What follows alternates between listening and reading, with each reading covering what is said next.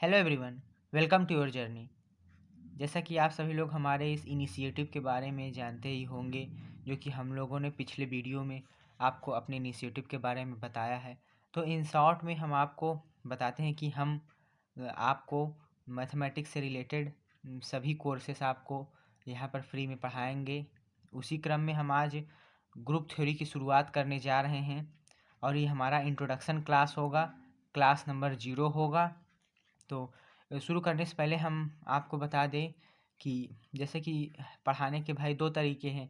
या तो हम आप लोगों को डायरेक्ट शुरू करें, व्हाट इज़ अ ग्रुप क्या होता है, और उसके बाद ग्रुप की डिफिनीशन बताएं, बाइनरी ऑपरेशंस बताएं और बहुत कुछ बताते हुए आगे बढ़ें, थ्योरम्स बताएं। या तो एक दूसरी अप्रोच हो सकती है, जैसा मैं सोच रहा हूँ पढ़ाने के लिए, कि मैं सबसे पहले आप लोगों को बताऊँ, मैं आप लोगों को पहले ये बताऊँ कि मैं क्या पढ़ाऊँगा। उसके बाद मैं बेसिक से शुरुआत करूं, जैसे what is a group, group का ओरिजिन क्या है, इसकी हिस्ट्री क्या है। तो उसी क्रम में जैसा कि आप सभी लोग देख रहे होंगे स्क्रीन पे, हम आप लोगों को डेफिनेशन ऑफ ग्रुप, जिसमें से एग्जांपल्स, प्रॉपर्टीज़ बताएंगे, और permutation group, types of group में आपका परमुटेशन ग्रुप, अल्टरनेटिंग ग्रुप, और जो सिमेट्रिक ग्रुप, डायहेड्रल ग्रुप, और जो भी इम्पोर्टेंट ग्रुप है वो सारे ग्रुप को बताएंगे। और इससे रिलेटेड जो भी इम्पोर्टेंट थ्योरम है वो बताएंगे। उसके बाद सब ग्रुप पढ़ाएंगे, फिर cyclic group, cosets, decomposition and Lagrange's theorem, और भी बहुत कुछ पढ़ाया जाएगा इस कोर्स में, जो कि पूरे कोर्स में हम आप लोगों को सिखाएंगे। इसके बाद आज के इस लेक्चर में हम आप सभी लोगों को क्या सिखाने वाले हैं, जैसे कि हम स्क्रीन पर आप सभी लोग देख रहे होंगे। पहला क्वेश्चन होगा कि हम ग्रुप थ्योरी क्यों पढ़ते हैं। अब हम अगर ग्रुप थ्योरी पढ़ने जा रहे हैं तो मैं सोच रहा हूँ इसको एकदम बेसिक से शुरू किया जाए, जैसे कि ग्रुप थ्योरी को हम क्यों पढ़ते हैं, और इस ग्रुप थ्योरी को हम एब्स्ट्रैक्ट अलजेब्रा के अंतर्गत पढ़ते हैं, तो हम इसके अंतर्गत ही क्यों पढ़ते हैं।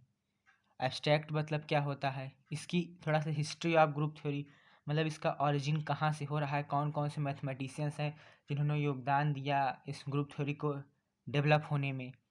एंड फिर हम देखेंगे कि इसका यूज़ क्या है ग्रुप थ्योरी का। ये सब आज के हमारे इंट्रोडक्शन क्लास में होगा, और इन सभी को कवर करते हुए इसको हम लेक्चर नंबर 0 नाम देते हैं। स्वागत है आप सभी का फिर से। मेरा नाम है प्रियम यादव और हम आज का लेक्चर शुरू करते हैं। Now, one of the most fundamental concept in mathematics today is that of group theory। तो हम आप सभी लोगों को आज बताते हैं कि जो ग्रुप थ्योरी है इसको हम लोग एब्स्ट्रैक्ट अलजेब्रा के अंतर्गत पढ़ते हैं। तो अब क्वेश्चन है कि क्वेश्चन ये होना चाहिए कि एब्स्ट्रैक्ट अलजेब्रा में ही क्यों पढ़ते हैं। तो देखिए, एब्स्ट्रैक्ट अलजेब्रा का मतलब होता है अमूर्त, हिंदी में होता है इसका मतलब अमूर्त, यानी कि जिसकी कोई मूर्ति ना हो, यानी कि ये आपको एकदम एज इट इज़ दिखाई नहीं देगा। ये एक हिडन, एक प्रकार इसमें हिडन बहुत चीज़ें, बहुत सारी चीज़ें इसमें हिडन हो। तो आप लोग सोचेंगे जब ये अमूर्त है, ये हमें दिखाई नहीं देता, तो हम इसे पढ़ क्यों रहे हैं। तो अब हम आपको बताते हैं, यहीं से इसका बिगिन होता है ग्रुप थ्योरी का। कैसे, बेसिकली ग्रुप थ्योरी क्या है, अगर देखा जाए तो ग्रुप थ्योरी क्या है। तो group theory is a study of symmetry. Group theory is a study of symmetry है।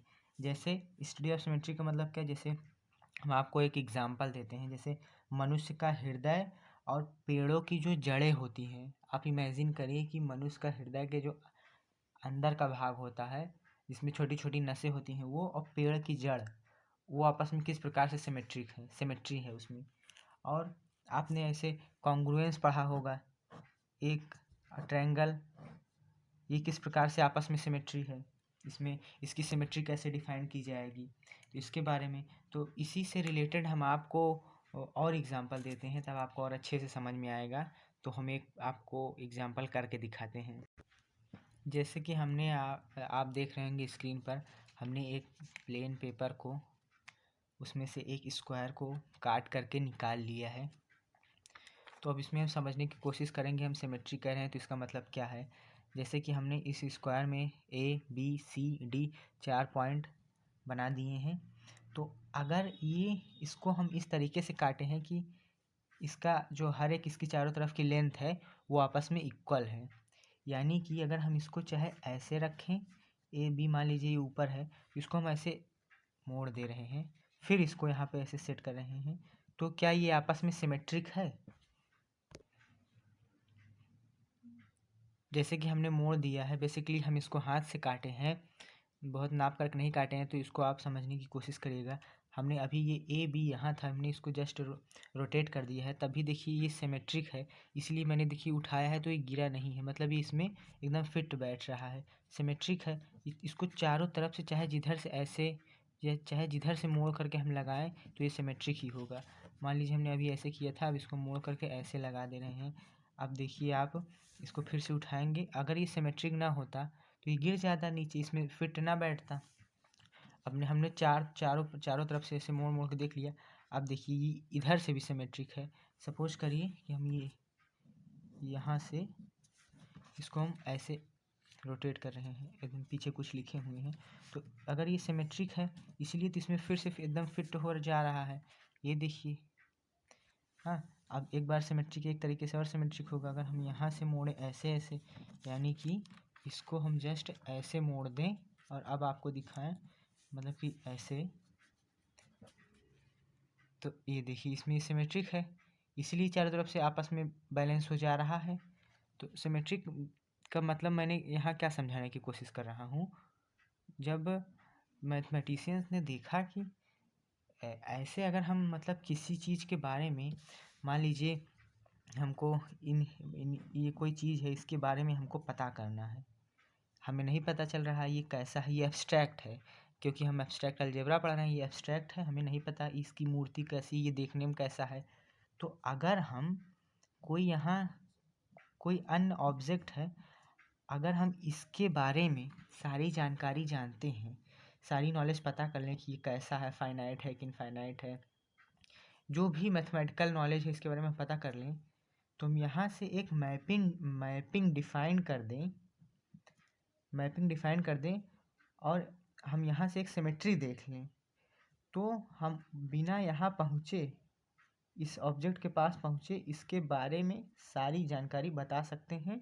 कैसे? क्योंकि ये इसके सिमेट्रिक है, यानी कि अगर हम एक ऐसा रिलेशन बना पाएँ, ऐसा फंक्शन डिफाइन कर पाएँ कि यहाँ से यहाँ तक एक ऐसा फंक्शन डिफाइन हो जाए कि जो प्रॉपर्टी इस ऑब्जेक्ट की हो, सेम प्रॉपर्टी इस ऑब्जेक्ट की हो, तो हम बिना यहाँ पहुँचे इसके बारे में वो सब कुछ बता सकते हैं जो कि इसके बारे में हमें पहले से नॉलेज प्राप्त है। ओके,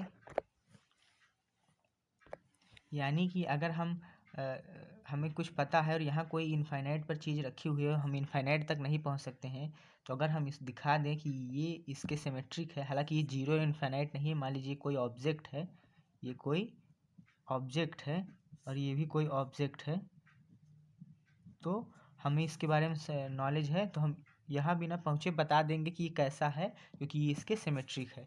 और सिमेट्रिक का एग्जांपल हम आपको देना चाहें तो आप समझेंगे, जैसे कि तितलियों के पंख होते हैं और उसी तरीके से कुछ पेड़ की पत्तियाँ होती हैं, मतलब जो देखने में सेम उसी तरीके का हो, लेकिन वही एग्जैक्ट ना हो, उसकी क्वालिटी सेम हो, देखने में वो सेम लगे, जैसा कि आप लोग स्क्रीन पर अभी देख रहे होंगे कुछ इमेजेस।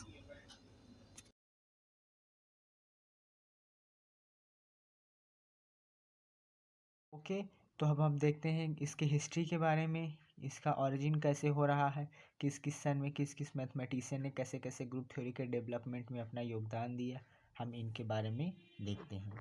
वो कौन कौन से मैथमेटिशियन थे, जैसे एबेल थे, और जैसे कि आप रूबिक्स क्यूब देखेंगे अभी, उसके बारे में हम बताएंगे, वो रूबिक्स मैथमेटिशियन थे, और बहुत सारे मैथमेटिशियन ने कैसे ग्रुप थ्योरी की खोज की, इस पर कैसे अपना योगदान दिया, तो हम देखने चल रहे हैं।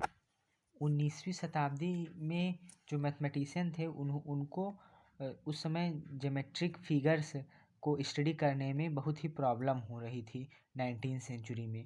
तो उस समय की one of the most challenging problem थी कि जैसे कि जब कोई स्पेस मोशन, हम किसी स्पेस में किसी मोशन के बारे में स्टडी करते हैं तो उसमें n डिग्री का पॉलिनॉमियल इक्वेशन आ जाता होगा।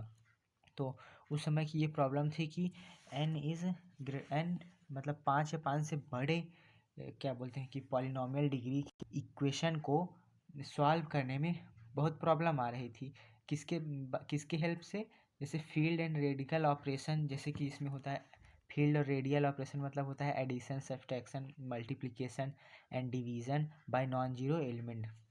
तो इन सब के माध्यम से यानी कि एडिशन, मल्टीप्लिकेशन, सब्सट्रैक्शन को ले करके 5 या 5 से ग्रेटर जो पॉलिनोमियल डिग्री के इक्वेशन होते थे उनको सॉल्व करने में, क्वाड्रेटिक इक्वेशंस को सॉल्व करने में बेसिकली जहाँ हमने पॉलिनोमियल भी और क्वाड्रेटिक इक्वेशन को सॉल्व करने में बहुत ही प्रॉब्लम हो रही।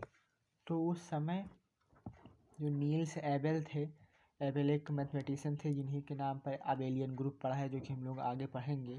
तो नील्स एबेल थे और रूफिन थे, ये दोनों के कलेक्शन को ले करके स्टडी किया। तो इन्होंने देखा कि रेडिकल ऑपरेशन है कि एडिशन, सब्सट्रैक्शन, इन सब के माध्यम से हम n इज़ ग्रेटर देन 5 या 5 से ग्रेटर देन के लिए हम जो क्वाड्रेटिक इक्वेशन को नहीं सॉल्व कर सकते हैं।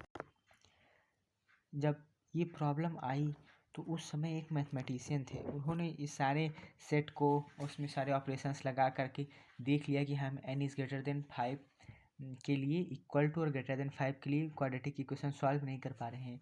तो उस समय गैलियस नाम के एक मैथमेटिशियन थे, उन्होंने इसके एल्जेब्रिक सॉल्युबिलिटी के पॉलिनोमियल के जो सॉल्युबिलिटी है उसके पीछे का एक की फैक्टर मतलब खोज किया। उन्होंने क्या किया कि अगर हम इसको इस तरीके से ना सॉल्व करके अब इससे ग्रेटर देन मतलब 5 से ग्रेटर देन वाले के लिए एक स्ट्रक्चर बना लें, स्ट्रक्चर के रूप में सॉल्व करें तो ये आसान हो जाएगा।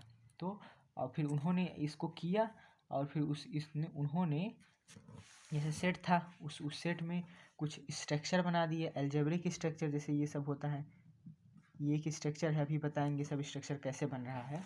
तो स्क्रीन पर देखिए आप, तो ये जो नेचुरल नंबर के साथ एडिशन है तो ये अलजेब्रिक स्ट्रक्चर बना रहा है। उन्होंने ऐसे स्ट्रक्चर बनाया और फिर जो 5 से ग्रेटर देन वालों के लिए क्वाड्रेटिक इक्वेशन के लिए उन्होंने एक ग्रुप की खोज की जिसका नाम था गैलियस ग्रुप ऑफ पॉलिनोमियल इक्वेशन। और फिर उन्होंने प्रूफ किया कि 5 या 5 से अधिक वाले पॉलिनोमियल इक्वेशन को हम रेडियल ऑपरेशन से तभी सॉल्व कर सकते हैं जब हम इसके करस्पॉन्डिंग इसका स्ट्रक्चर बना लें। ओके, फिर ग्रुप थ्योरी में और सारी खोज होती गई सेकेंड हाफ ऑफ 19वीं सेंचुरी में, और भी खोज हुई, इनमें और सारे मैथमेटिशियन ने अपना योगदान दिया। उसमें थे जैसे किलिंस थे, हेनरी पेनियोकर थे, मैक्स डेन थे, उन्होंने ज्योमेट्री, टोपोलॉजी और बहुत सारे चीज़ों पर लगातार रिसर्च होती रही पूरी शताब्दी तक, मतलब लगातार 1900 शताब्दी से लगातार रिसर्च इस पर होती रही। फिर धीरे धीरे permutations group, continuous group, homomorphism, isomorphism ये सब आगे चल के डिफाइन किया गया। तो इन सब की जो हम स्टडी करेंगे इसी एब्स्ट्रैक्ट अलजेब्रा के अंतर्गत स्टडी करेंगे।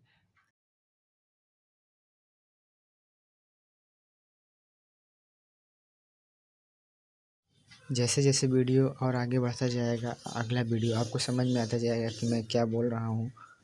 हमने आज समझने की कोशिश की कि हम ग्रुप थ्योरी क्यों पढ़ रहे हैं और व्हाट इज़ एब्स्ट्रैक्ट अलजेब्रा, इसका मतलब क्या होता है, इसकी थोड़ा हिस्ट्री देखा हमने। और हम आपको बता दें कि इसका use most of the chemistry में और फिजिक्स में एंड मैथमेटिक्स के कुछ बहुत सारी प्रॉब्लम्स को सॉल्व करने में, थ्योरम्स को सॉल्व करने में इसका बहुत ही एप्लीकेशन है, जो कि हम नेक्स्ट वीडियो में बताएंगे।